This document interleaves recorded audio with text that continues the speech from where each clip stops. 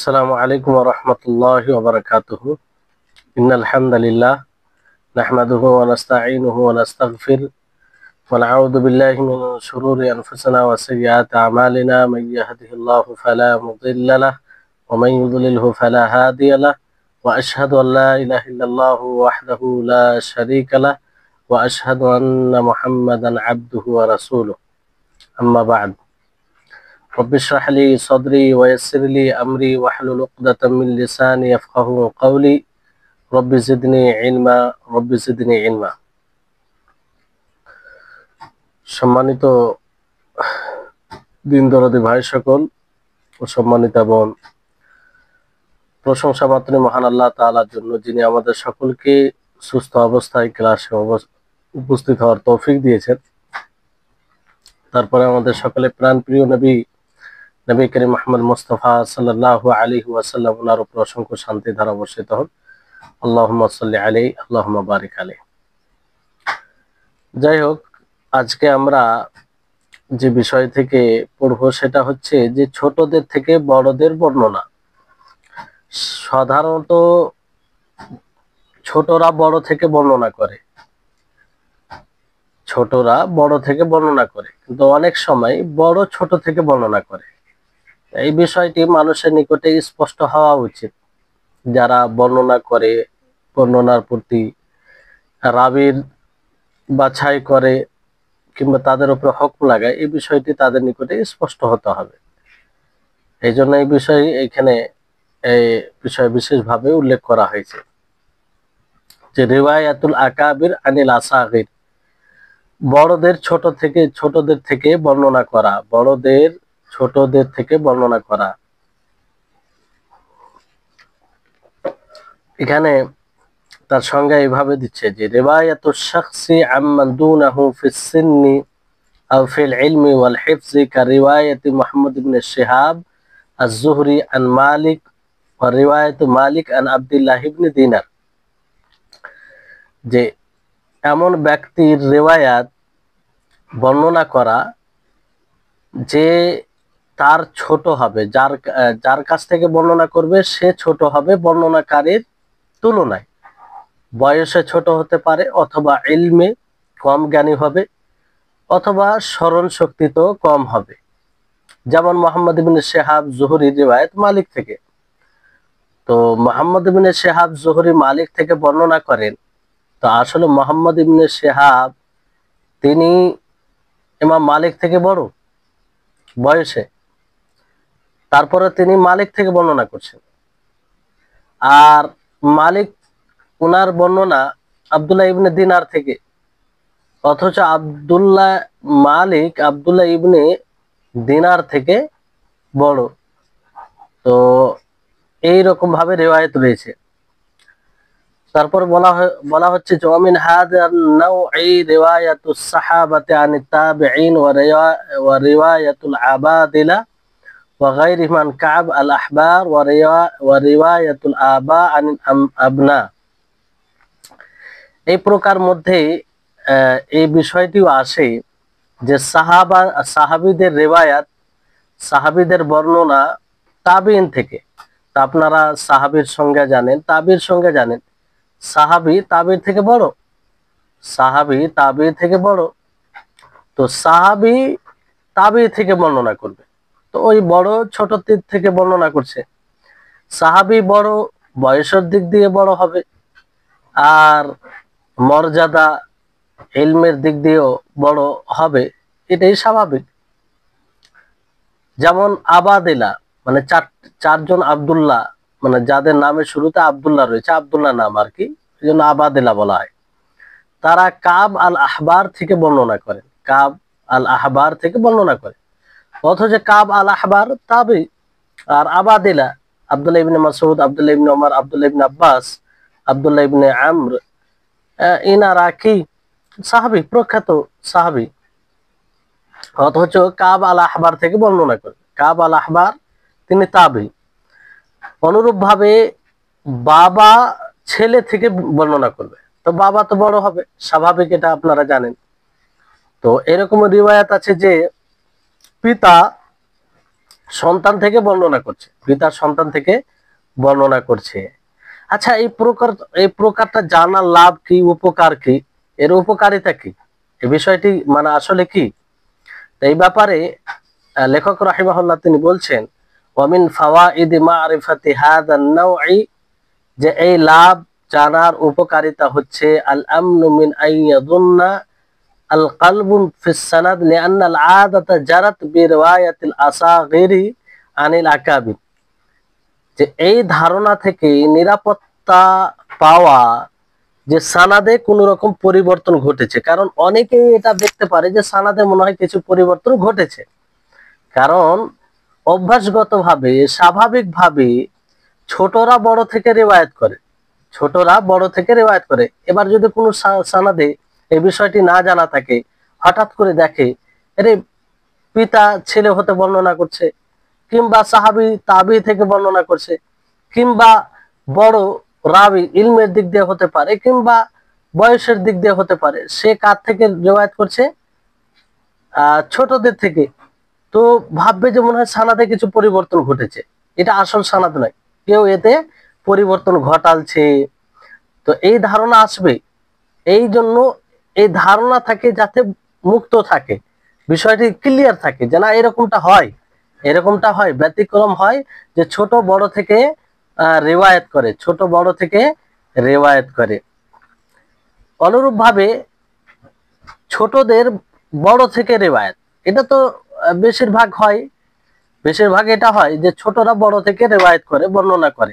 যেমন বলা হচ্ছে হিয়া রিওয়ায়াতু শাখসি আম্মান ফাওকাহু ফিস সিন্নি আও ফিল ইলমি ওয়াল হিফজি ওয়া হিয়া তারিকাতুল মাসলুকা, যে এমন ব্যক্তির রেওয়ায়াত, এমন ব্যক্তি থেকে যে তার তুলনায় বয়সে বড়, ইলম জ্ঞানের দিক দিয়ে বড়, হিফজ স্মরণ শক্তির দিক দিয়ে বড়, আর এটাই হচ্ছে মানে প্রচলিত পদ্ধতিতে, মানে এরকমটাই হয়, ছোটরা বড় থেকে রেওয়ায়াত করে, মানে প্রথমের বিপরীত আর কি, যেটা বেশিরভাগ থাকে, বেশিরভাগ দেখা দেয়, ছোটরা বড় থেকে বর্ণনা করে। যেমন এটা তো অনেক উদাহরণ রয়েছে, আর বেশিরভাগ এরকমই রিওয়ায়াত আপনি পাবেন যে সন্তান বাবা হতে বর্ণনা করে, তো এটা তো স্বাভাবিক। আর বাবা বাবা দাদা থেকে বর্ণনা করে, এটাও স্বাভাবিক, এটা স্বাভাবিক। এই হচ্ছে বিষয়। তাহলে আশা করি এই বিষয়টি আপনারা বুঝতে পেরেছেন, কারণ সহজ বিষয়, এটা সহজ বিষয়। এটা যাতে মানুষের নিকটে স্পষ্ট হয় যে না, অনেক সময় ব্যতিক্রম ঘটে, সেটা কি যে ছোটরা বড় থেকে বর্ণনা করে, সানাদে সেটা পরিবর্তন পরিবর্তন হওয়ার কারণে নয়, বরং আসলে ছোট বড় থেকে বর্ণনা করেছে, যাতে এই বিষয়টি স্পষ্ট হয়। যেগুলো উদাহরণ দেওয়া হলো, যেমন শেহাব জোহরি তিনি মালিক থেকে বর্ণনা করেন। তো শেহাব জোহরি ওনার জন্ম কত 58 হিজরিতে, মৃত্যু 124 হিজরি, আর তিনি একজন তাবিন একজন। আর এর চেয়ে বেশি ইমাম মালিক কি 93 হিজরি ওনার জন্ম, দেখেন 93 হিজরি ওনার জন্ম, আর 179 হিজরি ওনার মৃত্যু। তাহলে এটা কে বড় হচ্ছে, বড় কে? শেহাব জুহরি, অথচ শেহাব জুহরি মালিক থেকে বর্ণনা করছেন, বুঝতে পারলেন? এই হচ্ছে বিষয়। তো এইরকম ধরনের, এই ধরনের আব্দুল্লাহ ইবনে দিনার, ওনার জন্ম হচ্ছে 127 হিজরি, আর মৃত্যু হচ্ছে জন্ম বলতে মানে 136 হিজরি, 136 হিজরি। আর এই হচ্ছে আব্দুল্লাহ ইবনে দিনার, আর তিনি একজন তাবি ছিলেন, তিনি একজন তাবি ছিলেন। আর ইনি তার চেয়ে ইমাম মালিক অগ্রগামী ছিলেন, ইমাম মালিক বড় ছিলেন, ইমাম মালিক বড় ছিলেন, কারণ ইমাম মালিকের জন্ম কত দেখলেন, 93 থেকে 179, আর আব্দুল্লাহ ইবনে দিনার 100 মানে 136 মৃত্যু। তাহলে বড় কে হচ্ছে, বড় কে হচ্ছে আপনার ইমাম মালিক, ইমাম মালিক, জি। তারপরে আবাদালার ক্ষেত্রেও তাই, যে তিনারা সাহাবী হয়েও তিনারা কার থেকে বর্ণনা করছেন? কাব আল আহবার থেকে, কাব আল আহবার থেকে বর্ণনা করেন। জি। তার পরবর্তী বিষয় হচ্ছে আস-সাবিক ওয়াল লাহিক, যে অগ্রগামী ও পশ্চাৎগামী।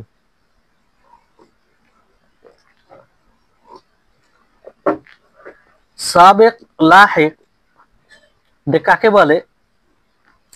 কোন রিওয়ায়াতকে বলা হবে?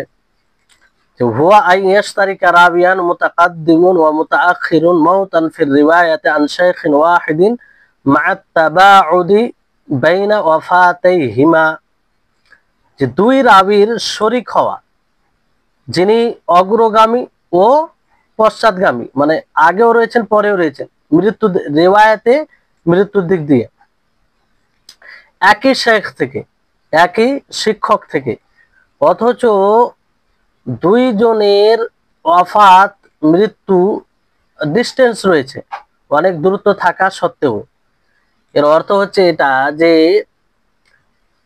একা অগ্রগামী রাবী ও পশ্চাৎগামী মানে পিছনে, আগের এবং পরের দুজনেই শরীক হবে, মানে একজন আগে মৃত্যু হয়েছে আর একজন পরে মৃত্যু হয়েছে, তারপরে দুইজন একই রিওয়ায়াতে শরীক হবে এক শিক্ষক থেকে বর্ণনা করতে গিয়ে। তাদের মৃত্যু ডেটে আগে পিছা আছে, অনেকটা ডিস্টেন্স আছে, তারপরও তারা দুইজনেই এক শিক্ষক থেকে রিওয়ায়াত করতে গিয়ে তাদের মাঝে এক শিক্ষক রিওয়ায়াত করতে গিয়ে তারা শরীক হবে, মানে দুজনে এক শিক্ষক থেকে বর্ণনা করবে। যেমন এর উদাহরণ আবুল আব্বাস আস-সাররাজ, শেখুল বুখারী ও মুসলিম। আবুল আব্বাস আস-সাররাজ তিনি বুখারী ও ইমাম মুসলিমের শিক্ষক। তো ইমাম বুখারী আবুল হোসেন আল খাফফাফ রিওয়ায়াত করেন তার কাছ থেকে, আর ইমাম বুখারী ও আবুল হোসেন খাফফাফ উভয়ে তার কাছ থেকে রিওয়ায়াত করেন, আর তাদের দুজনের মৃত্যু ডেটের মাঝে 140 বছর। কারণ ইমাম বুখারী মৃত্যুবরণ করেন সানা ওয়া খামসিনা ওয়া মিয়াতাইন, 256, আর খাফফাফ তিনি মৃত্যুবরণ করেন যে কত আপনার 395 অথবা 94 অথবা 93, 395, 394, 393 এরকম।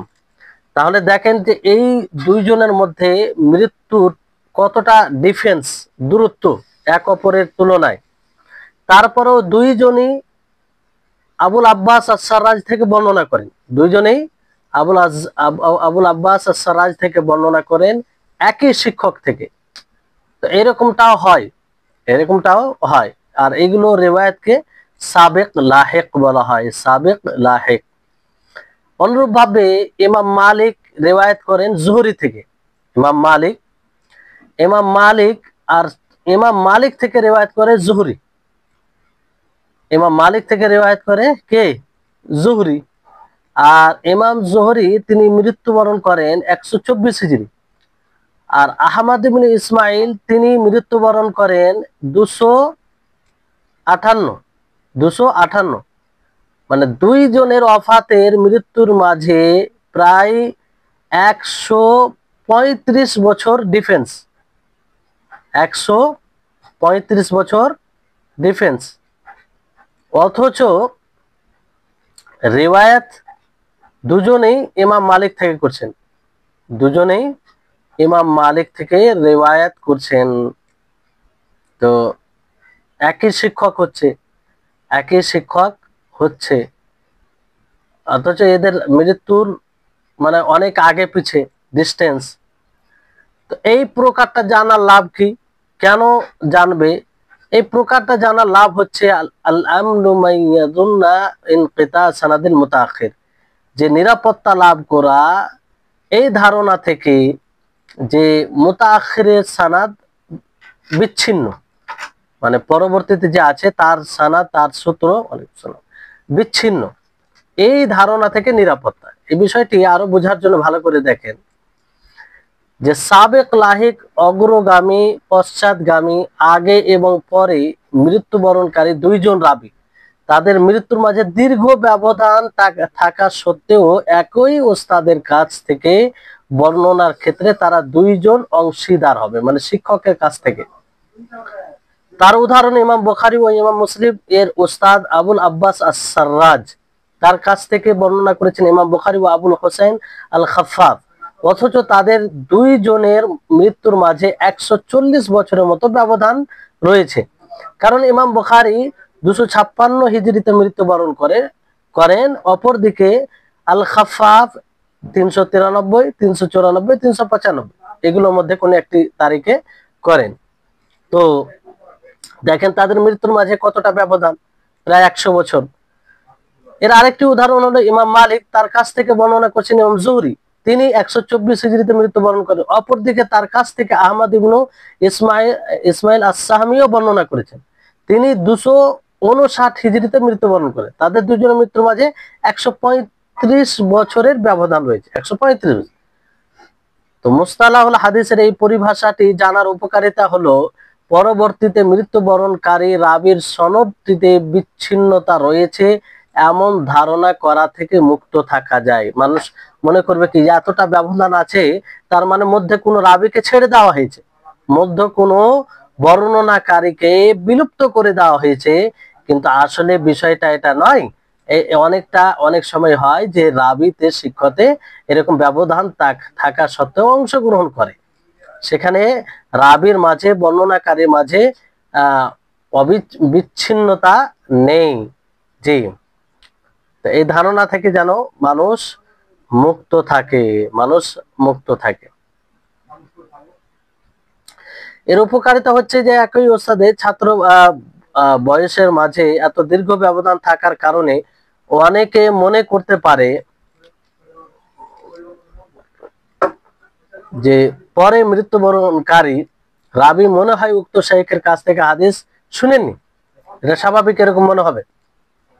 তা না হলে উক্ত শাইখের আরেকজন ছাত্র এত আগে মারা গেলেন, আর মৃত্যু এত পরে কেন? একজন এত আগে, একজন এত পরে। যেমন ইমাম বুখারী ও আবুল হোসেন আল খাফফাফের ওস্তাদ হলেন আবুল আব্বাস আস-সাররাজ। আবুল হোসেন আল খাফফাফ ইমাম বুখারী 140 বছর পরে মারা গেছেন। এতে কারো মনে সন্দেহ জাগতেই পারে যে তিনি মনে হয় ইমাম আস-সাররাজের কাছ থেকে হাদিস শুনেননি। স্বাভাবিক, এত ব্যবধান, যে একজন ছাত্র তার মৃত্যু 100 বছর আগেই হচ্ছে, 140 বছর আগে, আর একজন 140 বছর পরে, তো এটা সন্দেহ আসতে পারে যে ইমাম আস-সাররাজের কাছ থেকে হাদিস শুনেনি, হয়তো মাঝে অন্য কোনো রাবীর মাধ্যমে তার কাছ থেকে হাদিস শুনেছেন, অতঃপর বর্ণনা করার সময় তাকে বিলুপ্ত করে দিয়েছেন, এরকম একটা সন্দেহ জাগবে। ফলে সানাদের মাঝে ইনকিতা, বিচ্ছিন্নতা রয়েছে, অথচ বাস্তবতা তা নয়। তো এই হচ্ছে বিষয়, যে অনেক সময় মানুষ এরকম ধারণা করতে পারে, যাতে সেই ধারণা থেকে মুক্ত থাকে, বুঝতে পারে যে এরকম ব্যতিক্রম ঘটে, যে দুই ছাত্র ওস্তাদ, শিক্ষক একই, আর দুই ছাত্রের মাঝে মৃত্যুর যে ব্যবধান সেটা 100 বছরের অধিক হতে পারে, এরকমটা হয়। এটা ইনকিতা, এতটা ব্যবধান থাকলে যে ইনকিতা হবে, বিচ্ছিন্নতা বলে গণ্য করা হবে, এটা ঠিক নয়। জি, তাহলে আশা করি এটা আপনারা বুঝতে পারেন। এগুলো একটু ধারণা থাকলে যথেষ্ট, কারণ এগুলো প্রশস্ত বিষয়। যখন যারা এই বিষয়ে বেশি গভীরভাবে জ্ঞান অর্জন করে, তারা আরো ডিপলি যায়, এর মধ্যে আরো অনেক বিষয় রয়েছে। তারপরে আরেকটি পরিভাষা উসুলে হাদিসের, সেটি হচ্ছে আল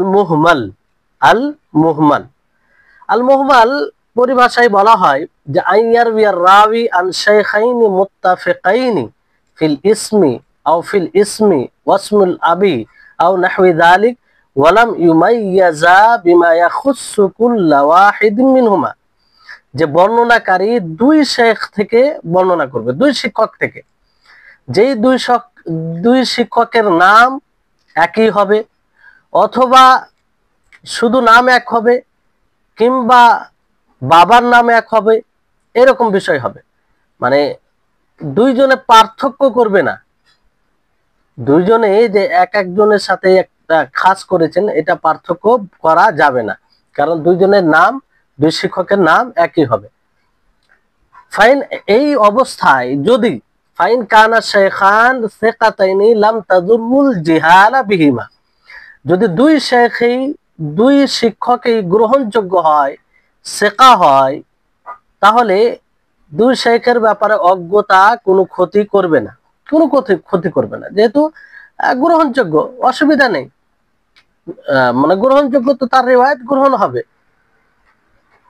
ওয়ামিন যালিকা মা ওয়াকা লিল বুখারী মিন রিওয়ায়াতিহি আন আহমদ আন ইবনে ওয়াহাব, আর তার মধ্যে যেমন ঘটেছে ইমাম বুখারীর জন্য যে তিনি আহমদ থেকে বর্ণনা করেন, ফের আহমদ ইবনে ওয়াহাব থেকে বর্ণনা করে। তো এই ইমাম আহমদ ইবনে সালেহ, আহমদ ইবনে ঈসা, তো দুইজনই সেকা, আর দুই নাম আছে আহমদ ইবনে সালেহ, আহমদ ইবনে ঈসা, দুইজনের নাম একই কিন্তু পিতার নাম ভিন্ন ভিন্ন হচ্ছে, আর দুজনের শেখা। তো এখানে শুধু যদি আহমদ নাম নেই তো সমস্যা নেই, দুজনের মধ্যে একজন, দুজনের শেখা, দুজনেই গ্রহণযোগ্য, তো কোনো একজন হলে কোনো সমস্যা নেই। কিন্তু সমস্যাটা কখন, যখন দুইজনের মধ্যে একজন শেখা হবে, গ্রহণযোগ্য হবে, আর একজন যায়ীফ, দুর্বল হবে।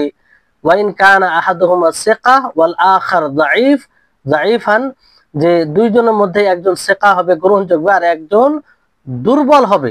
যাররাতিল জিহালা, এখানে রাবির অজ্ঞতা ক্ষতি করবে। যেমন সুলাইমান ইবনু দাউদ আল খাওলানি, তিনি শেখা, গ্রহণযোগ্য, আরেকটি সুলাইমান ইবনু দাউদ আল ইয়ামামি, তিনি যায়ীফ, নাম একই কিন্তু দেখেন যে একজন শেখা, একজন যায়ীফ। তো এরকমটা যদি হয় তাহলে রিওয়ায়াত গ্রহণ করা যাবে না, কারণ দুজনের মধ্যে একজন হবে, যদি যায়ীফ হয় তাহলে তো সেটা গ্রহণ করা হবে না, আর শেখা হলে সন্দেহ থেকে যাচ্ছে। ফলে এরকম যদি থাকে তাহলে সেটা গ্রহণ করা যায় না, যায়ীফ বলে গণ্য হবে। কিন্তু ওপরে যে অবস্থাটা বলা হলো যে দুইজন রাবী নাম একই কিন্তু কিংবা পিতার নাম একই,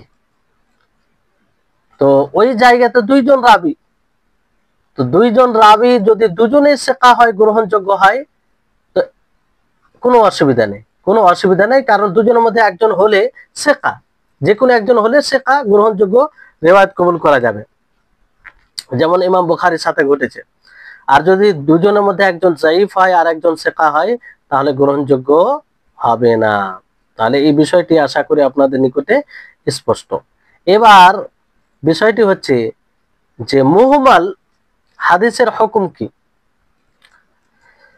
মুহমাল এর হুকুম হচ্ছে যে একই নাম বিশিষ্ট দুইজন রাবীর দুইজনেই যদি নির্ভরযোগ্য হয়, যেটা আপনাদেরকে বলা হয়, তাহলে এই মুহমাল কোনো ক্ষতি করবে না, মানে সেটা সঠিক হবে, বরং হাদিসটি মাকবুল, গ্রহণযোগ্য বলে বিবেচিত হবে। আর যদি দুইজনের একজন দুর্বল হয় এবং অপরজন নির্ভরযোগ্য হয় তাহলে সেই মুহমাল ক্ষতি করবে, তখন হাদিসটি যায়ীফ, দুর্বল বলে গণ্য হবে। কারণ আপনি যদি বলেন যে না দুর্বল হয়, তাহলে দুর্বল হলে তো গ্রহণযোগ্য হবে না, যদি শেখা হয় তো আপনি নিশ্চিতভাবে বলতে পারছেন না, এই জন্য তো সেটা মুহমাল, ফলে সন্দেহ থেকে যাচ্ছে, আর এইরকম সন্দেহের ভিত্তিতে কোনো হাদিস সঠিক হতে পারে না। তারপরে আরেকটি পরিভাষা কিংবা উসুলে হাদিসে এই বিষয়টি এসে থাকে যে যিনি হাদিস বর্ণনা করার পর ভুলে গেছেন, যে হাদিস বর্ণনা করেছে তারপর ভুলে গেছে,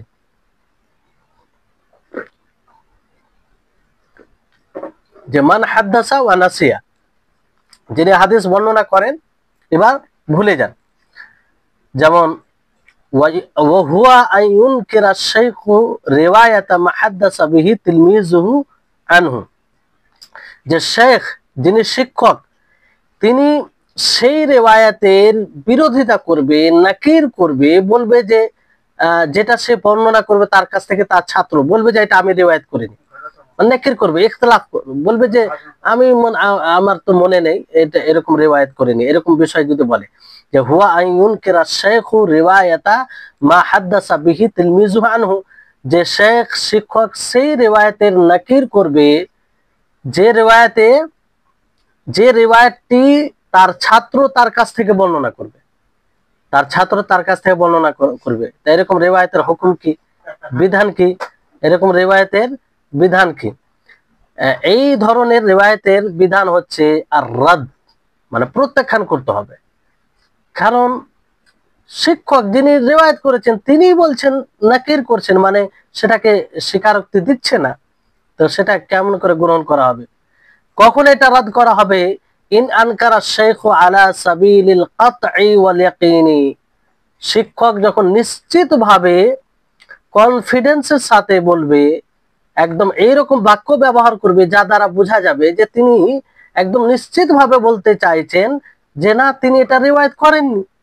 যেমন তিনি বলবেন মা হাদ্দাসতুহু বিযালিকা, যে আমি এটাকে রিওয়ায়াত করিনি, তুমি কিভাবে, কোথা থেকে রিওয়ায়াত করছো? যদিও তার ছাত্র রিওয়ায়াত করে, কিন্তু শিক্ষক বলে যে আমি এটাকে রিওয়ায়াত করিনি, এটাকে আমি বলিনি, এই হাদিস আমি কখনো বলিনি।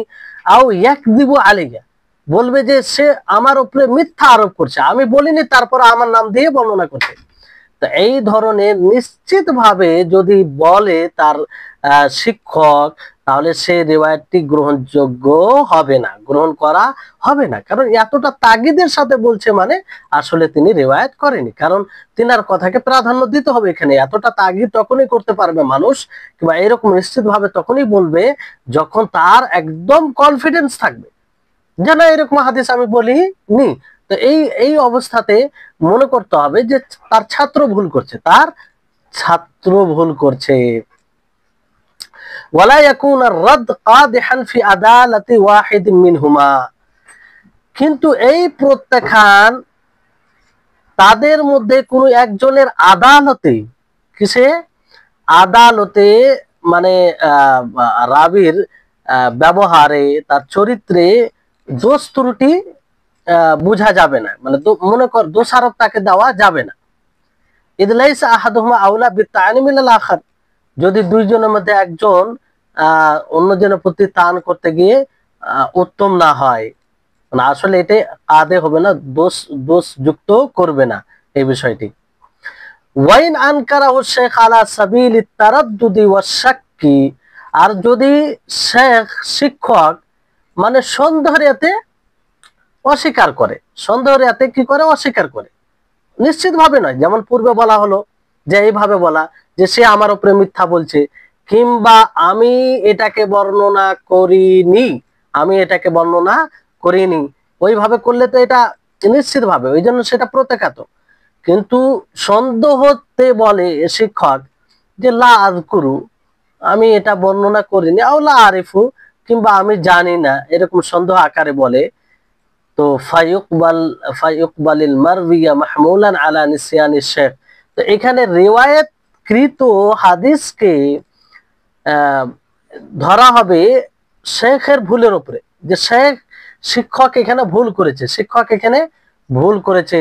ওয়াতাযাক্কুরু তিলমিজ, আর ছাত্র স্মরণ আছে, যে হতে পারে শিক্ষক বর্ণনা করে ভুলে গিয়েছে, এরকমটা হতে পারে, আর ছাত্র মনে রেখেছে। আর যদি শিক্ষক এতে কনফিডেন্স থাকতো তাহলে ভিন্ন বিষয় ছিল, কিন্তু কনফিডেন্স নয়, সন্দেহতে বলছে, সে দ্বিধায় আছে, ফলে শিক্ষক বলে ভুলে গিয়েছে আর ছাত্র মনে রেখেছে। কারণ আরবিতে একটা নীতিমালা আছে যে আল মুসবাতুল জাজিমু মুকাদ্দামুন আলা নাফিল মুতারাদ্দিদি, যে নিশ্চিতভাবে যেটা সাব্যস্ত বিষয় সেটাকে প্রাধান্য দিতে হবে সন্দেহের এতে যেটা না করা হয়, সন্দেহের উপরে না করা হয়। তাহলে যে একটা দিক আছে যে নিশ্চিতভাবে একটা সাব্যস্ত বিষয়, নিশ্চিতভাবে একটি সাব্যস্ত বিষয়, আর একটি হচ্ছে যে নেতিবাচক কিন্তু সন্দেহবশত, নিশ্চিত নয়, কনফিডেন্সের সাথে নয়। তাহলে কোনটাকে প্রাধান্য দিতে হবে? যেটা নিশ্চিতভাবে সাব্যস্ত বিষয় সেটাকে প্রাধান্য দিতে হবে। তো এখানে তাই না যে শিক্ষক মানে ছাত্র বলছে যে এটি রিওয়ায়াত করেছে, এটা একটা আল জাজিমুল মুসবাত, আল মুসবাতুল জাজিম, নিশ্চিতভাবে সাব্যস্ত বিষয় যে রিওয়ায়াত করেছে, সে রিওয়ায়াত করেছে ইতিবাচক। আর শিক্ষক সন্দেহের এতে বলছে যে আমি মনে হয় বলিনি কিংবা বলেছি, আমি জানি না, এটা সন্দেহ এতে বলছে, সন্দেহের মধ্যে রয়েছে। ফলে যেটা নিশ্চিতভাবে ইতিবাচক বিষয় সেটাকে প্রাধান্য দিতে হবে সন্দেহের মধ্যে না বাচকের উপরে, সন্দেহের উপরে যেটা না বাচক রয়েছে তার উপরে। জি, ফলে ছাত্রর কথা এখানে গ্রহণযোগ্য হবে, গ্রহণযোগ্য হবে। আর উপরে যেটা বলা হলো যে যেখানে শিক্ষক নিশ্চিতভাবে বলবে যে আমি বর্ণনা করিনি কিংবা আমার উপরে মিথ্যা বলছে, তাহলে এটাকে প্রাধান্য দিতে হবে, কারণ এখানে নিশ্চিতভাবে সে বলছে সন্দেহ নেই, সন্দেহের মধ্যে নেই তিনি। এর উদাহরণ যেমন মা রাওয়াহু আবু দাউদ ওয়া তিরমিযি মিন হাদিস সুহাইল ইবনে আবি সালেহ আন আবিহি আন আবি হুরায়রা মারফুআন ফি কিসসাতিশ শাহিদি ওয়াল ইয়ামিনি, যে আবু দাউদ, তিরমিজি রাহিমাহুমুল্লাহ তিনারা বর্ণনা করেন সোহাইল বিন আবি সালেহ হাদিস। সোহাইল বিন আবি সালেহ তার পিতা হতে বর্ণনা করে, তিনি তার পিতা আবু হুরায়রা হতে বর্ণনা করেন মারফু সূত্রে। কি সূত্রে? মারফু সূত্রে। আর মারফু রিওয়ায়াত কাকে বলে? মারফু রিওয়ায়াত কাকে বলে? আপনারা আশা করি জানছেন যে মারফু রিওয়ায়াত কাকে বলা হয়, যে কথা সরাসরি রাসূলের দিকে সম্বন্ধ করে বলা হবে, সেটি মারফু রিওয়ায়াত। তো মারফু হিসাবে শাহিদ আল ইয়ামিনের ঘটনাতে এই রিওয়ায়াতটি হয়। তো এরকম এখানে যে শিক্ষক হয়তো সেটার শিক্ষা নাকিল করছে, মানে আবু দাউদ, তিরমিজি সোহেল বিন আবি সালেহ থেকে বর্ণনা করেন, ঠিক আছে। তো আব্দুল আজিজ ইবনু মুহাম্মদ দারাওয়ার্দি তিনি বলেন হাদাসানি বিহি রাবিআতু ইবনু আবি আব্দুর রহমান আন সুহাইল ফালাকিতু সুহাইলান ফাসালতু আনহু ফালাম ইয়ারিফু فقلت حدثني ربيعة عنك كذا فصار سهيل بعد ذلك يقول حدثني عبد العزيز عن ربيعة أني حدثته عن أبي هريرة مرفوعا بكذا। যেখানে বলা হচ্ছে যে রাবিয়া সেটাকে বর্ণনা করেন রাবিয়া বিন আবি আব্দুর রহমান সোহেল থেকে, রাবিয়া বিন আব্দুর রহমান সোহেল থেকে বর্ণনা। আর তিনি বলেন যে আমি সোহেলের সাথে সাক্ষাৎ করেছি, আমি তাকে জিজ্ঞাসা করলাম, তো তিনি বললেন ফালাম ইয়ারিফ, এটা এই রিওয়ায়াত সম্পর্কে জানেন না। ফের তিনি বলেন যে আমি বললাম যে আমাকে রাবিয়া বর্ণনা করেছে আপনার কাছ থেকে। তো সোহেল তারপরে বলল যে হাদাসানি আব্দুল আজিজ আন রাবিয়া আননি, যে আমাকে আব্দুল আজিজ বলেছে রাবিয়া থেকে, রাবিয়া আমার পক্ষ থেকে, যে আমি আবু হুরায়রা থেকে। তো এখানে বিষয়টি হচ্ছে যে ওই প্রকার মধ্যে এই বিষয়টিকে আমরা একটু ভালো করে বোঝার চেষ্টা করি। যে যিনি হাদিস বর্ণনা করার পর ভুলে গেছেন আর তা হলো ওস্তাদ, সেই বর্ণনাকে অস্বীকার করবেন যা তার ছাত্র তার থেকে বর্ণনা করবে। এই ধরনের বর্ণিত হাদিসের হুকম হলো ওস্তাদ যদি আমি এমন হাদিস বর্ণনা করিনি অথবা সে আমার উপর মিথ্যা আরোপ করেছে ইত্যাদি বলে অকাট্য ও নিশ্চিতভাবে উক্ত বর্ণনাকে অস্বীকার করেন, তাহলে তার হুকম হবে প্রত্যাখ্যাত, যেটা বোঝানো হলো আপনাদেরকে।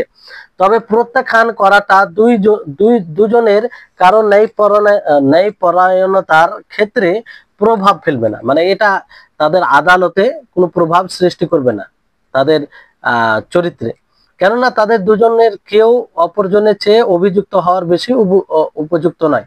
আর যদি ওস্তাদ আমার স্মরণ হয় না, আমার এটা জানা নাই ইত্যাদি বলে সংশয় ও সন্দেহ নিয়ে তা অস্বীকার করেন, তাহলে বর্ণিত হাদিসটি ওস্তাদ ভুলে গেছেন কিন্তু ছাত্র তার স্মরণ রেখেছে, এই মূলনীতির ভিত্তিতে গ্রহণ করা যাবে। কারণ মূলনীতি হলো সংশয়পূর্ণ নাকচকরণের উপরে নিশ্চিতভাবে সাব্যস্তকরণ প্রাধান্য পাবে, যেটা বলা হলো আপনাদেরকে। এর উদাহরণ হলো সাক্ষী এবং কসমের ঘটনা সম্পর্কে ইমাম আবু দাউদ ও ইমাম তিরমিজি যা বর্ণনা করেছেন সোহাইল ইবনে আবি সালেহ থেকে, তিনি তার পিতা থেকে, তিনি আবু হুরায়রা রাদিয়াল্লাহু তাআলা আনহু থেকে মারফু সূত্রে। আব্দুল আজিজ ইবনে মুহাম্মদ দারাওয়ার্দি বলেন রাবিয়া ইবনু আবু আব্দুর রহমান উক্ত হাদিসটি আমাকে শুনিয়েছেন সোহেল থেকে। উক্ত হাদিসটি আমাকে শুনিয়েছেন সোহেল থেকে, তিনি তার পিতা থেকে তিনি আবু হুরায়রা থেকে মারফু সূত্রে বর্ণনা করেছে, তিনি আবু হুরায়রা থেকে মারফু সূত্রে বর্ণনা করেছে। আব্দুল আজিজ ইবনু মুহাম্মদ আদ-দারাওয়ার্দী, এখানে তারপরে দেখেন আব্দুল আজিজ ইবনু মুহাম্মদ আদ-দারাওয়ার্দী বলেন, রাবিয়া ইবনু আবু আব্দুর রহমান উক্ত হাদিসটি আমাকে শুনিয়েছেন সোহেল থেকে।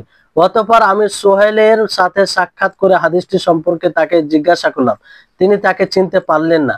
অতঃপর বললাম যে রাবিয়া আমাকে অমুক হাদিসটি শুনিয়েছেন আপনার সূত্রে। এরপর থেকে সোহেল বলতেন, আব্দুল আজিজ আমাকে হাদিস শুনিয়েছে রাবিয়া থেকে, সে আমার থেকে, আমি নাকি তার কাছ থেকে অমুক হাদিসটি বর্ণনা করেছি আবু হুরায়রা রাদিয়াল্লাহু তাআলা আনহু থেকে মারফু সূত্রে। এ বিষয়ে ইমাম দারকুতনি রাহিমাহুল্লাহর একটি লিখনী আছে, তিনি এর নাম দিয়েছেন মান হাদ্দাসা ওয়া নাসিয়া। মানে মূল কথা হলো এখানে এটাই যে রাবি বর্ণনা করে ভুলে যাবে। তো এই দুটি অবস্থা আছে। একটি অবস্থা হচ্ছে যে ভুলে যাওয়ার পরে সে মানে ভুলে গেছে বর্ণনা করবে, তারপর অস্বীকার করবে, যেহেতু ভুলে গেছে তো অস্বীকার করবে। তো অস্বীকারের দুটি অবস্থা, একটা হচ্ছে নিশ্চিত ভাবে বলবে যে আমি রিওয়ায়াত করিনি, আমি রিওয়ায়াত করিনি, কিংবা আমার উপরে সে মিথ্যা আরোপ করছে, আমি বলিনি তারপর আমার নামে রিওয়ায়াত করছে, তা এরকম ভাবে বললে সেই ছাত্রর কথা আর গ্রহণ করা যাবে না, শিক্ষকের কথাই গ্রহণযোগ্য হবে, কারণ সে নিশ্চিত ভাবে বলছে। সে কিভাবে বলছে? নিশ্চিত ভাবে বিষয়টি বলছে। আর যদি সন্দেহ পোষণে বলে শিক্ষক যে না আমার জানা নাই, কিংবা এরকম বিষয় যে আমার মনে নেই, এরকম যদি করে, তাহলে ওখানে ছাত্রর মনে আছে আর ও শিক্ষক ভুলে গেছে বলে দেখা হবে, এই সূত্রে সেটিকে গ্রহণ করা হবে। জি। তারপরে আল মুসালসাল, আল মুসালসাল এটি একটা উসুলে হাদিসের পরিভাষা। মুসালসাল কাকে বলে? মুসালসাল বলা হয় হুয়া মাত্তাফাকা রুওয়াতুহু বা'দুহুম আলা ওয়াসফিল লিরুওয়াতি আবির রিওয়ায়া, যে যার বর্ণনাকারী এক হবে অথবা তার মধ্যে কিছু এক হবে, আলা ওয়াসফিল লিরুওয়াতি আবির রিওয়ায়া, মানে রেওয়ায়াতকারীদের কোনো ওয়াসফে গুণের মধ্যে অথবা রেওয়ায়াতের কোনো গুণের মধ্যে এক হবে তারা। উদাহরণে আপনারা বুঝতে পারবেন, এখানে বলা হচ্ছে যে মুসালসাল ধারাবাহিক বৈশিষ্ট্যপূর্ণ হাদিস, যে হাদিসের সকল রাবি অথবা কোনো কোনো রাবির মধ্যে রেওয়ায়াত কিংবা রাবির কোনো বৈশিষ্ট্য ধারাবাহিকভাবে পাওয়া যাবে। বিষয়টি ক্লিয়ার হবে উদাহরণের সাথে। আপনারা সংখ্যাটা বোঝার চেষ্টা করুন যে হাদিসের সকল রাবি অথবা কোনো কোনো রাবির মধ্যে, সকল রাবি অথবা কোনো কোনো রাবির মধ্যে রেওয়ায়াত কিংবা রাবির কোনো বৈশিষ্ট্য ধারাবাহিকভাবে পাওয়া যাবে। মানে কোনো বৈশিষ্ট্য সকলের রেওয়ায়াতে পাওয়া যাবে, কোনো বৈশিষ্ট্য সকল রেওয়ায়াতের মধ্যে পাওয়া যাবে। রাবিদের বৈশিষ্ট্য বলতে বোঝায় যে তাদের কথা ও কর্ম, তাদের কথা ও কর্ম কোনো বিষয় সমস্ত এতে পাওয়া যাবে। আর বর্ণনার বৈশিষ্ট্য বলতে বোঝায় যে হাদিস বর্ণনার শব্দ অথবা সময় ও স্থানের সাথে যা কিছু সম্পর্কিত, সময় অথবা শব্দ স্থানের সাথে যা কিছু সম্পর্ক। বুঝতে পারলেন যে এখানে রেওয়ায়াতের বৈশিষ্ট্য বলতে কথা, রাবিদের বর্ণনাকারীদের বৈশিষ্ট্য মানে বর্ণনাকারীদের কথা ও কর্ম। আর রেওয়ায়াতের বৈশিষ্ট্য বলতে যে বর্ণনাকারীদের মানে রেওয়ায়াত কোথা থেকে করছে কিংবা কোন জায়গা থেকে, এরকম বিষয় আসবে। এর লাভ কি? এর লাভ, এই প্রকারটা জানা লাভ কি? এই প্রকারটা জানা লাভ হচ্ছে যাতে অতিরিক্ত ভাবে এটাকে জব্দ করতে পারে। কি করতে পারে? জব্দ, সংরক্ষণ করতে পারে। সংরক্ষণের ত্রুটি না থাকে, রুয়াতের ব্যাপারে সংরক্ষণ মানে একজন রাবি কিভাবে বর্ণনা করেছেন, তার যে বৈশিষ্ট্য আছে তার বৈশিষ্ট্য সহ নকল করা, বৈশিষ্ট্য সহ সকলেই যদি নকল করে তাহলে সে রাবির ব্যাপারে পুরোপুরি সংরক্ষণ রেখেছে কিংবা জব্দ পরিপূর্ণভাবে রয়েছে, এটা মানে সেই রাবিকে ভালোভাবে চেনা যাবে কিংবা সেই রাবির সংরক্ষণ করতে সুবিধা হবে, এটা এর লাভ হয়। এর উদাহরণ যেমন দেখেন, এর উদাহরণ সুস্পষ্ট উদাহরণ যে হাফিজ ইবনে আসাকির তিনি ইতিহাসে মানে তার তারিখে ইবনে আসাকির তার তারিখে বর্ণনা করেন, রিওয়ায়াত করেন হাফিজ ইবনে আসাকির। তিনি বলেন যে হাদ্দাসানা আবুল হাসান আলী বিন মুসলিম আল ফাকি ওয়া আখাযা বিলিহিয়াতিহি যে আমাকে আবুল হাসান আলী বিন মুসলিম ফাকি তিনি তার দাড়ি ধরে বর্ণনা করেন, দাড়ি ধরে আমাকে রিওয়ায়াত করেন। তারপরে তিনি বলছেন যে হাদ্দাসানা আব্দুল আজিজ ইবনে আহমদ ওয়া আখাযা বিলিহিয়াতি, যে আমাকে আব্দুল আজিজ বিন আহমদ তিনি তার দাড়ি ধরে আমাকে বর্ণনা করেন। তারপরে তিনি বলছেন হাদ্দাসানা আবু আমর উসমান বিন আবি বকর ওয়া আখাযা বিলিহিয়াতি, যে আমাকে আবু আমর উসমান বিন আবু বকর তিনি তার দাড়ি ধরে বর্ণনা করেন।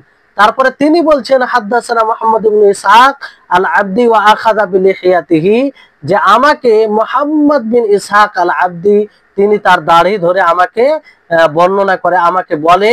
তারপরে তিনি বলে আম্বানা আহমদ ইবনে মাহরান ওয়া আখাযা বিলিহিয়াতিহি, যে আমাকে আহমদ ইবনে মাহরান তিনি তার দাড়ি ধরে আমাকে বর্ণনা করেন। তারপর তিনি বলেন যে হাদ্দাসানা সুলাইমান ইবনে শুআইব আল কাইসানি ওয়া আখাযা বিলিহিয়াতি, যে সুলাইমান ইবনে শুআইব আমাকে সুলাইমান বিন শুআইব আল কাইসানি তিনি আমাকে বর্ণনা করেন, বলেন তার দাড়ি ধরে। তারপরে তিনি বলেন যে শিহাব বিন খিরাস তিনিও দাড়ি ধরে আমাকে বর্ণনা করেন। হাদ্দাসানা তিনি বলেন যে অর্থাৎ শিহাব বিন খিরাস বলেন যে আমাকে রোকাশি তিনি দাড়ি ধরে আমাকে বর্ণনা করেন। রোকাশি তিনি বলেন যে আমাকে আনাস বিন মালিক দাড়ি ধরে তিনি আমাকে বলেন।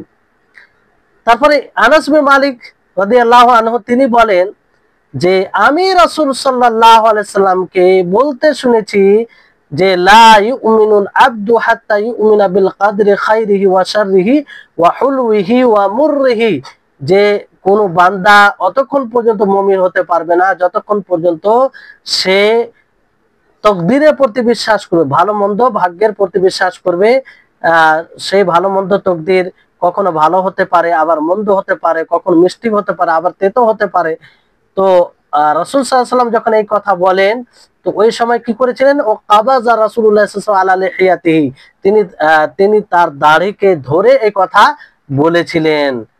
আর তিনি বলেন ওয়াকাল আমানতু বিল কদরি খাইরিহি ওয়া শাররিহি ওয়া হুলুহি ওয়া মুররিহি, যে আমি তকদিরের ভালো মন্দ তকদিরের প্রতি বিশ্বাস আনছি, সেটা ভালো হোক এবং মন্দ হোক। তো এখানে দেখেন যে পুরোপুরি একটা বৈশিষ্ট্য সমস্ত রাবীর কাছ থেকে শোনা গেল, রাসূল সাল্লাল্লাহু আলাইহি সাল্লাম থেকে নিয়ে একদম শেষ রাবী পর্যন্ত সকলেই বলছে যে আমাকে দাড়ি ধরে, মানে রাসূল সাল্লাল্লাহু আলাইহি সাল্লাম দাড়ি ধরে এই কথাটি বলেছিলেন। তো আনাস বিন মালিক তিনিও পরবর্তী লোককে বর্ণনা করেন দাড়ি ধরে।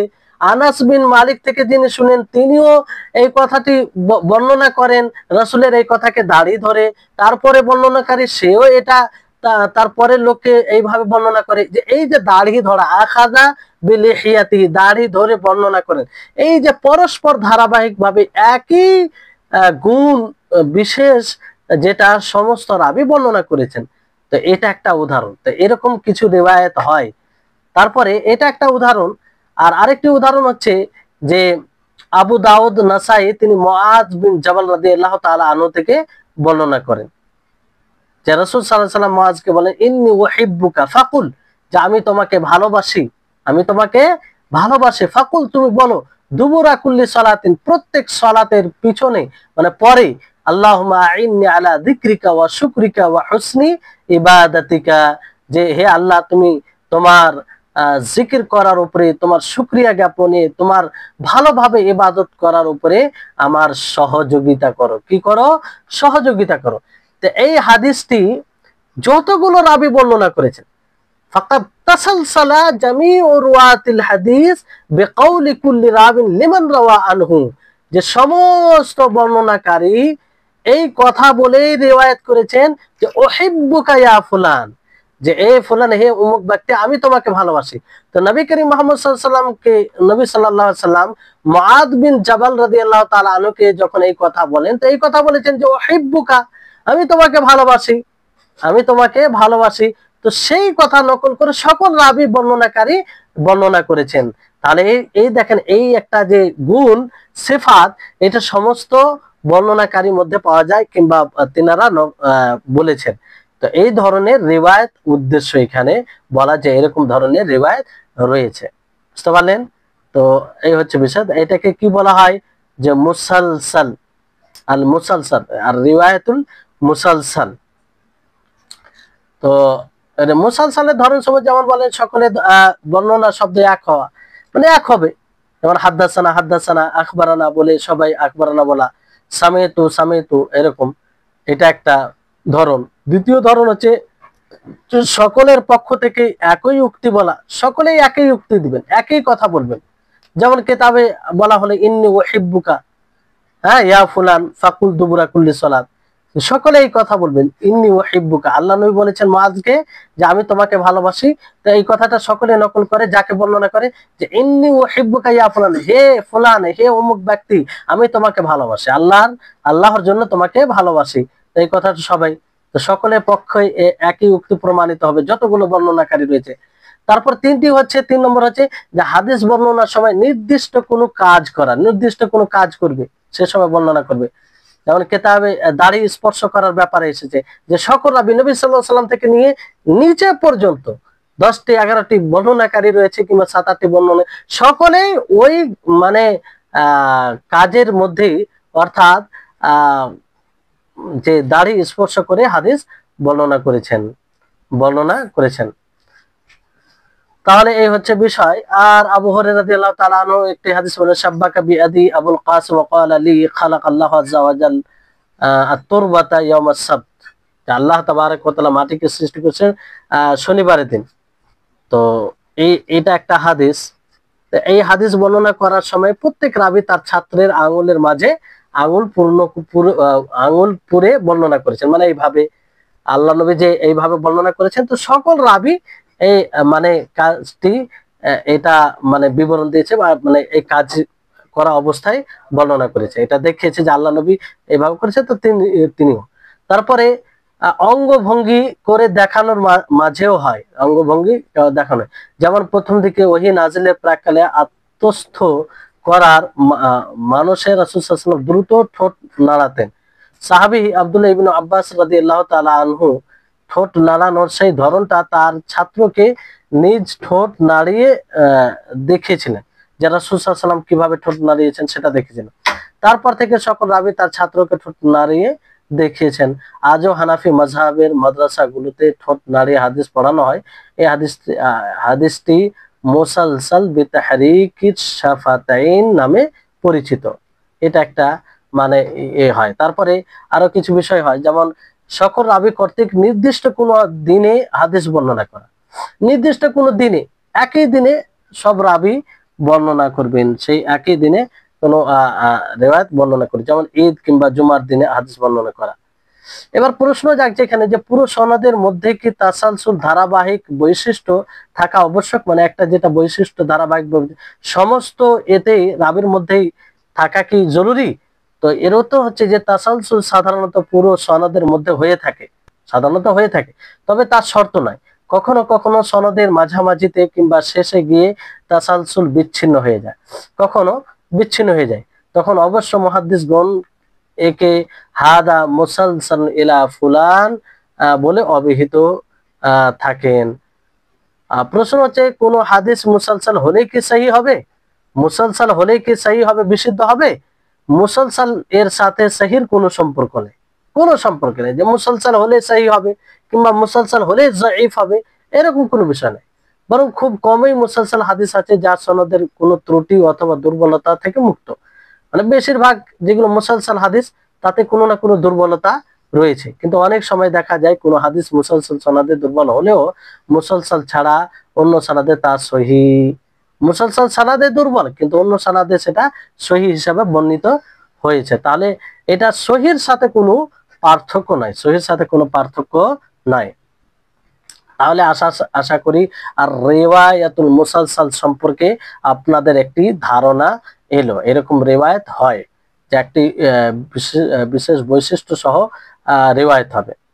তারপরে একটা গুরুত্বপূর্ণ বিষয়, যে উসুলে হাদিসে মুত্তাফিক, মুফতারিক, মুতালিফ, মুখতালিফ, মুতাশাবিহ, এতগুলো, যে মুত্তাফিক, তারপরে মুফতারিক, মুতালিক, মুতালিফ, মুখতালিফ, আর মুতাশাবিহ এগুলো মানে আসে পরিভাষায় এই শব্দগুলো। তো এগুলো কি, এগুলো বলতে কি বোঝায়?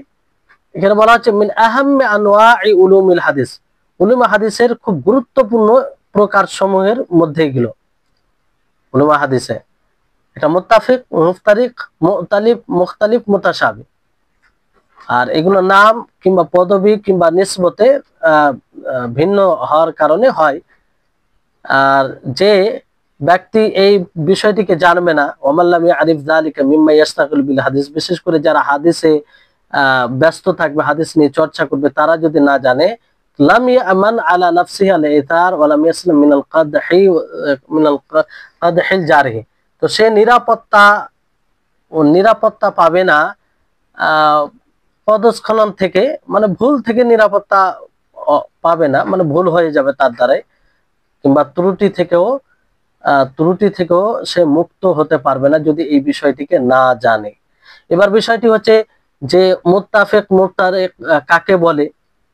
এটা বলা হয় যে হুয়া মাত্তাফাকাত আসমাউর রুয়াত ওয়া মা আসমাইল আবাই ফাসাইদান লাফজান ওয়া খাত্তান ওয়া ইখতালাফাত আশখাসুহুম, যে সমস্ত বর্ণনাকারীর নাম, পিতার নাম অথবা পিতার নাম সহ কিংবা বেশি শব্দে ও লিখিতভাবে কি হবে? এক হবে, মানে নাম ও পিতার নাম লিখিতভাবে ও শব্দে এক হবে, কিন্তু ব্যক্তি আলাদা হবে। কি হবে? ব্যক্তির নাম একই হবে, নাম অথবা পিতার নাম সহ শব্দ উচ্চারণে এক হবে এবং লিখিত ভাবেও এক হবে, কিন্তু ব্যক্তি আলাদা হবে। যেমন হামিদ, দুইজন হামিদ, দুইজনের নাম, দুই ব্যক্তি, এক ব্যক্তি নয়। তো এইরকম ভাবে বলা হচ্ছে, যেমন আব্দুল্লাহ ইবনে ওমর ও আব্দুল্লাহ ইবনে আব্বাস, দেখেন আব্দুল্লাহ এখানে নাম, তো আব্দুল্লাহ ইবনে ওমর এটা ইনি একজন ব্যক্তি, একজন সাহাবী, আর আব্দুল্লাহ ইবনে আব্বাস ইনি আরেকজন সাহাবী, দুইজন ব্যক্তি আলাদা অথচ নাম একই, আব্দুল্লাহ উভয়ের নাম। তারপরে বাবার নাম সহ এক থাকবে, কিন্তু দাদা উপরে গিয়ে আলাদা হবে। সেটা কি? আব্দুল্লাহ ইবনে যায়েদ বিন আসিম ও আব্দুল্লাহ ইবনে যায়েদ ইবনে আব্দুর রাব্বিহি, মানে এখানে নাম ও পিতা নাম সহ এক হচ্ছে, আব্দুল্লাহ ইবনে যায়েদ, কিন্তু পার্থক্য কি? উপরে গিয়ে আব্দুল্লাহ ইবনে যায়েদ বিন আসিম, মানে দাদাতে পার্থক্য হচ্ছে। আর এটাকে আব্দুল্লাহ ইবনে যায়েদ ইবনে আব্দুর রাব্বিহি, মানে আব্দুল্লাহ ইবনে যায়েদের দাদার নাম কি? তার দাদার নাম হচ্ছে আব্দুল্লাহর এক জায়গায় তার দাদার নাম হচ্ছে আসিম, আর আরেক জায়গায় তার দাদার নাম আব্দুর রাব্বিহি। তো এটাকে মুত্তাফিক ও মুফতারিক বলা হয়। কি বলা হয়? মুত্তাফিক ও মুফতারিক, যে নাম এক হয়ে যাবে অথবা নাম পিতা নাম সহ এক হবে, কিন্তু ব্যক্তি আলাদা হবে, ভিন্ন ভিন্ন হবে। আর এই প্রকারকে জানা লাভটা কি, জেনে আপনার লাভ কি হবে, সেই ব্যাপারে বলা হচ্ছে আল আমলু মিনাল লাবস, যে ঘুলিয়ে মিলিয়ে দেওয়া থেকে নিরাপত্তা পাবে, মানে এক করে দিবে না, গোল পাকিয়ে দিবে না। যেমন কেউ ধারণা করতে পারে যে এতগুলো একটাই মানুষ, দুজন, অথচ দুই ব্যক্তি। যেমন আব্দুল্লাহ ইবনে যায়েদ, একজন ব্যক্তি আব্দুল্লাহ ইবনে যায়েদ বিন আসিম, আর একজন ব্যক্তি আব্দুল্লাহ ইবনে যায়েদ ইবনে আব্দুর রাব্বিহি। তো এই দুটাকে যেন ভিন্ন ভিন্ন মনে করে, এক মনে না করে। যেমন অনেকের পক্ষে এটা ঘটেছে। আর কখনো কিছু নামে এক হওয়ার কারণে দুর্বল হয়, আর নির্ভরযোগ্য দুর্বল হয়ে যায়। কখনো নির্ভরযোগ্য দুর্বল হয়, আর কখনো দুর্বল নির্ভরযোগ্য হয়ে যায়, এই কারণে, পার্থক্য না করার কারণে। কারণ ওই নামে হয়তো দুর্বল রাবিকে স্মরণ করে নেই ওই নামে, ফলে সে দুর্বল হয়ে যায়। আর অনেকে মনে করে যে ওই নামে গ্রহণযোগ্য রাবি, অথচ আসলে কি দুর্বল রাবি, তো গ্রহণযোগ্য হয়ে যায়। তো এটা পার্থক্য না করতে গেলে এরকমটা হয়, যদি পার্থক্য করে কিংবা এই বিষয় ব্যাপারে সঠিক ধারণা থাকে তাহলে এটা থেকে স্পষ্ট হবে যে আলাদা আলাদা ব্যক্তি, তাহলে এরকম ভুলটা হবে না। আর তারপরে মুতালিফ মুখতালিফ, মুখতালিফ মুতালিফ মুখতালিফ, মুতালিফ মুখতালিফ, দুটি শব্দ। এখানে কি যে নাম এবং লকব ও নসব লিখিতভাবে এক হবে কিন্তু উচ্চারণ আলাদা আলাদা হবে। লিখিতভাবে মানে লেখার দিক দিয়ে একই আপনি দেখতে পাবেন কিন্তু উচ্চারণ আলাদা আলাদা হবে। যেমন ধরেন যে মিসওয়ার, মিসওয়ার মিমের কাসরার সাথে আর সিনের উপরে সুকুন আর ওয়াও এর উপরে ফাতা, মিসওয়ার। আর একটা আছে দেখেন লিখা একই, লিখা একই কিন্তু এটা কি মুসাউবির, মিমে জাম্মা পেশ জাম্মা আর সিনে ফাতা আর ওয়াও এর উপরে তাসদিদ এবং সেটা কি কাসরা, মুসাউবির, মুসাউবির। তাহলে এই হচ্ছে, তো দেখেন যে লেখা একই, লিখতে গিয়ে আপনি একই দেখতে পাচ্ছেন কিন্তু পার্থক্যটা কোথায় হচ্ছে উচ্চারণ করতে গিয়ে, কি করতে গিয়ে উচ্চারণ করতে গিয়ে। ওই রকম সালাম সাল্লাম, একটা হচ্ছে সালাম সাল্লাম, লেখার দিক দিয়ে একই, পার্থক্য নেই, তো উচ্চারণে পার্থক্য হচ্ছে, একটা হচ্ছে সালাম একটা হচ্ছে সাল্লাম। তো এই প্রকারটা জানার লাভ কি আপনার, এই প্রকারটা জানার লাভ হচ্ছে জাল আমনু মিনাত তাসহিফ ওয়াত তাহরিফ, যে আপনি তাসহিফ ও তাহরিফ থেকে নিরাপত্তা পাবেন, তাসহিফ ও তাহরিফ থেকে নিরাপত্তা পাবেন। তাসহিফ মুসাহাব কাকে বলে, মুহাররাফ কাকে বলে এগুলো পড়েছেন, পরিবর্তন করে দেওয়া, খালাত মালাত মানে পিতার নাম, পিতার নামের জায়গায় সন্তানকে নিয়ে চলে আসা এবং সন্তানের জায়গায় পিতার নাম এরকম ভাবে এরকম হয়ে যাওয়া। তো এটা থেকে আপনি বেঁচে থাকবেন যদি জানতে পারেন কিংবা এই বিষয়ে ধারণা থাকে। তারপর আরেকটি হচ্ছে মুতাশাবিহ, মুতাশাবিহ কাকে বলে, যে যেখানে নাম লকব উপাধি এবং নসব এই দুটি সম্পর্কে মুআল্লাফ রয়েছে, মানে বিশেষ বই রয়েছে। আর তার সঙ্গে কেমন হবে মুতাশাবিহ, যে রাবির নাম বলার দিক দিয়ে এক হবে আর লিখনের দিক দিয়ে এক হবে কিন্তু তার পিতার নাম আলাদা হবে। কি আলাদা হবে, পিতার নাম শব্দগতভাবে আলাদা হবে, লিখিতভাবে নয়, মানে উচ্চারণের দিক দিয়ে আলাদা হবে কিন্তু লিখিত একই হবে। দেখেন নামে কোনো এখানে সমস্যা নেই, নাম সব এক হবে কিন্তু পিতার নামে শুধু মানে লেখার দিক দিয়ে এক দেখে মনে হবে কিন্তু শব্দ মানে উচ্চারণ করতে গিয়ে ভিন্ন ভিন্ন হবে। যেমন মোহাম্মদ ইবনে আকিল, মোহাম্মদ ইবনে আকিল, আর একটা হচ্ছে মোহাম্মদ ইবনে ওকাইল, মোহাম্মদ ইবনে ওকাইল। তো পার্থক্য হলো কি হলো না, একটাতে আইনে জাবার আছে আর একটাতে আইনে জাম্মা আছে, আর একটা আইনে কি আছে জাম্মা আছে। তো এইভাবে পার্থক্য হয়। এখানে পিতার নামে যে মূল নাম হচ্ছে মোহাম্মদ আর তার পিতার নাম মোহাম্মদের আকিল, একজন মোহাম্মদের পিতার নাম আকিল আর একজন মোহাম্মদের পিতার নাম ওকাইল। এখানে দেখেন বাবার নামে পার্থক্য, লেখা একই, আপনি লিখতে দেখতে একই লাগবে কিন্তু উচ্চারণে আলাদা আলাদা, একটা হচ্ছে আকিল আর একটা হচ্ছে ওকাইল। অনুরূপভাবে সুরাইহ ইবনে নু'মান, সুরাইহ ইবনে নু'মান সিন ইনি একজন মাশহুর তাবি, মাশহুর তাবি। আর সুরাইজ ইবনে নু'মান এতে আরেকজন আছে সুরাইজ ইবনে নু'মান, বুখারীর শিক্ষকের মধ্যে আসে, বুখারী শিক্ষকের মধ্যে আসে। জি